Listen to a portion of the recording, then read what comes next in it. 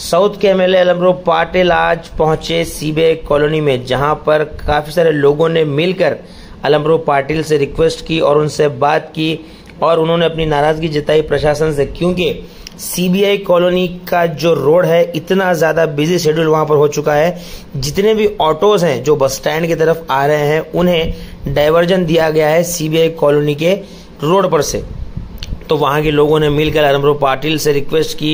कई बार हम लोगों ने आप लोगों को मेमोरेंडम दिए, कई बार हमने रिक्वेस्ट की, मगर आज तक वो रोड नहीं बनी है। तो ऑटो ड्राइवर से लेकर वहां पर रहने वाले आसपास के बुजुर्ग लोग सब मिलकर अलमरू पाटिल से बात करके उनसे रिक्वेस्ट की कि आप हमारी इस रोड को जल्द से जल्द मुकम्मल करें। हम देसी लैंग्वेज में अगर हम कहें तो वहां पर इतने ज्यादा खड्डे हैं कि अगर किसी को किडनी की बीमारी है तो वहां पर कंकरे निकल जाएंगे, इस तरह के खड्डे वहां पर हैं। तो हम भी प्रशासन से रिक्वेस्ट करते हैं कि आप जल्द से जल्द इस रोड को इमीडिएट बेसिस पे सब काम छोड़ के इस काम पर तवज्जो दें। आइए देखते हैं आसपास के लोगों का और अलमरू पाटिल का क्या कहना है, सुनते हैं।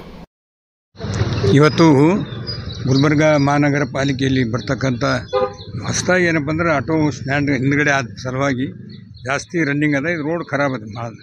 ನಾನು ಬಂದು ಒಂದು ವರ್ಷ ಮುಂಚೆದಲ್ಲಿ ಬಜೆಟ್ ಆದಮ್ಯಾಗ ನನಗೆ ಗೊತ್ತಾಯ್ತು ಇದು ಟ್ರಾಫಿಕ್ ಜಾಮ್ ಆಗ್ತದೆ, ಈ ಕಡೆ ಕಳಿಸಿಲ್ಲ.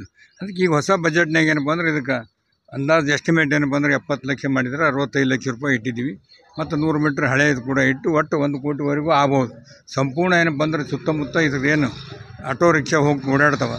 ಈ ರೋಡ್ ಏನಪ್ಪ ಅಂದ್ರೆ ನಾಳೆ ಸೋಮವಾರದಿಂದ ಪ್ರಾರಂಭ ಮಾಡಿ ಭಾಳ ತಕ್ಷಣ ಏನಪ್ಪ ಅಂದ್ರೆ ಈ ಕೆಲಸ ಮುಗಿಸ್ತಕ್ಕಂಥ ಕೆಲಸ ಪ್ರಾರಂಭ ಮಾಡಲಿಕ್ಕೆ ನಮ್ಮ ಲ್ಯಾಂಡ್ ಆರ್ಮಿ ಅಸಿಸ್ಟೆಂಟರು ಎಗ್ಯುಂಡರು ಎಲ್ಲರೂ ಕರ್ಕೊಂಡ್ಬಂದು ಇದು ನೋಡಲಿಕ್ಕೆ ಬಂದಿದ್ದೀನಿ.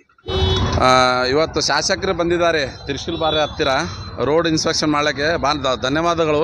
ಸುಮಾರು 1.5 ವರ್ಷ ಆದಮೇಲೆ ಇವರು ರೋಡ್ ನೋಡೋಕ್ಕೆ ಬಂದಿದ್ದಾರೆ. ಧನ್ಯವಾದಗಳು. ಸುಮಾರು ಸಲ ನಾನು ಕಾರ್ಪೊರೇಷನ್ ಮತ್ತು ಡಿ ಸಿ ಅವರಿಗೆ ಮೆಮೊರಂಡಮ್ ಕೊಟ್ಟಿದ್ದೆ, ಆದರೆ ಏನು ಪ್ರಯೋಜನ ಆಗಿಲ್ಲ.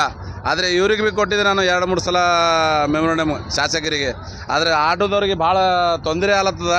ಯಾಕಂದ್ರೆ ಅವ್ರದ್ದು ಚಾಕ ಮತ್ತು ಶಾಖಾಬ್ಸರ್ ಎಲ್ಲ ಇದು ಅಲ್ಲತ್ತ. ಮತ್ತು ಹಿರಿಯರಿಗೆ ನಡ್ಲಿಕ್ಕಾಗಲ್ಲ. ಇದು ಮೇನ್ ಬಸ್ ಸ್ಟ್ಯಾಂಡ್ ರೋಡ್ ಅಂತ. ಇದು ಬಸ್ ಸ್ಟ್ಯಾಂಡಿಗೆ ಬಿಡಬೇಕು. ಈ ಗಲ್ಲಿ 20 ಫೀಟ್ ಗಲ್ಲಿ ಇಲ್ಲ, ಆದರೆ ಇಲ್ಲಿಂದ ನಮ್ಮ ಬಸ್ ಸ್ಟ್ಯಾಂಡಿಗೆ ಬಿಡಬೇಕು. ಯಾಕಂದರೆ ಬಸ್ ಸ್ಟ್ಯಾಂಡ್ ಕಲಬುರ್ಗಿ ಹೇಳ್ಬೇಕಿಲ್ಲ, ಬೇರೆ ಊರದವ್ರು ಬಂದ ಮೇಲೆ ನಮ್ಮ ಕಲಬುರ್ಗಿ ಬಸ್ ಸ್ಟ್ಯಾಂಡ್ ಎಲ್ಲಿಂದ ಎಲ್ಲಿ ಹೋಗಿ ಬಿಡ್ತಾರೆ ಅಂದರೆ ಅಲ್ಲಿ ಚಂಬರ್ ಬಲ್ಲಿ ಬಿಡ್ತಾರೆ ಆಟೋದವ್ರು ಅಂತ ಹೇಳಬೇಕು. ನಮ್ಮ ಯಾವ್ದಾರ ಗುಲ್ಬರ್ಗ ಹೆಸರು ಹಂಗೆ ದೊಡ್ಡದು ಮಾಡಿದ್ದಾರೆ. ಯಾಕಂದ್ರೆ ಚಂಬರ್ ಬಲ್ಲಿ ಬಿಡಬೇಕು.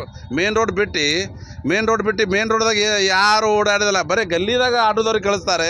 ಅವ್ರು ಬೇರೆ ಊರದವ್ರು ಏನಂತಾರೆ, ಏನು ಸರ್ ನಿಮ್ಮ ಊರಲ್ಲಿ ಬಸ್ ಸ್ಟ್ಯಾಂಡ್ ಬಿಡು ಅಂದರೆ ಅಲ್ಲಿ ನಾಲಿ ಬಲ್ಲಿ ಬಿಡ್ತಾರೆ ಅಂತ ಹೇಳ್ತಾರೆ. ಊರದವ್ರು ಹೇಳ್ತಾರೆ. ನಮಗೆ ನಾಚಿಕೆ ಹೊಂಟಿದ್ದಾರೆ. ಆದರೆ ಶಾಸಕರು ಬಂದಿದ್ದಾರೆ, ಭಾಳ ಧನ್ಯವಾದಗಳು.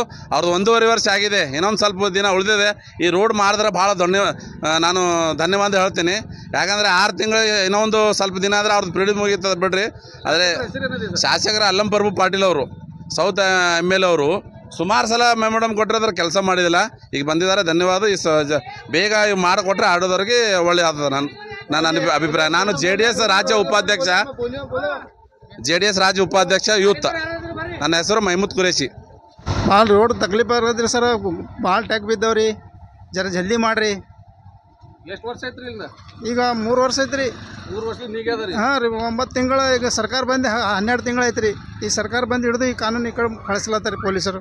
ರೋಡ್ ಟೋಟಲಿ ಸರಿಯಾಗಿಲ್ಲ ರೀ. ಪೂರ ಅಲ್ಲಿ ಹಿಡ್ದಾಗ ಪೂರ ರೌಂಡ್ ಹಾಕ್ರಿ ಭೀ ಸರಿಯಾಗಿಲ್ಲ ರೀ. ಹಾಂ ರೀ. ಅಲ್ಲಂ ಪ್ರಭು ಸರ್ ಏನು ಹೇಳ್ತೀರಿ ನೀವು? ದಯವಿಟ್ಟು ನಮಸ್ಕಾರ ಮಾಡಿ ಹೇಳ್ತೇವೆ ರೀ. ಅವ್ರಿಗೆ ರೋಡ್ ಚಲೋ ಮಾಡಿಸ್ಲಕ್ಕೆ ಹಚ್ರಿ, ಇಲ್ದ್ರೆ ಆ ಕಡೆಯಿಂದ ಬೀಳ್ಲಕ್ಕೆ ಹಚ್ರಿ ಮೇನ್ ರೋಡ್ಲಿಂದ. ಮೇನ್ ರೋಡ್ ಹಾಂ.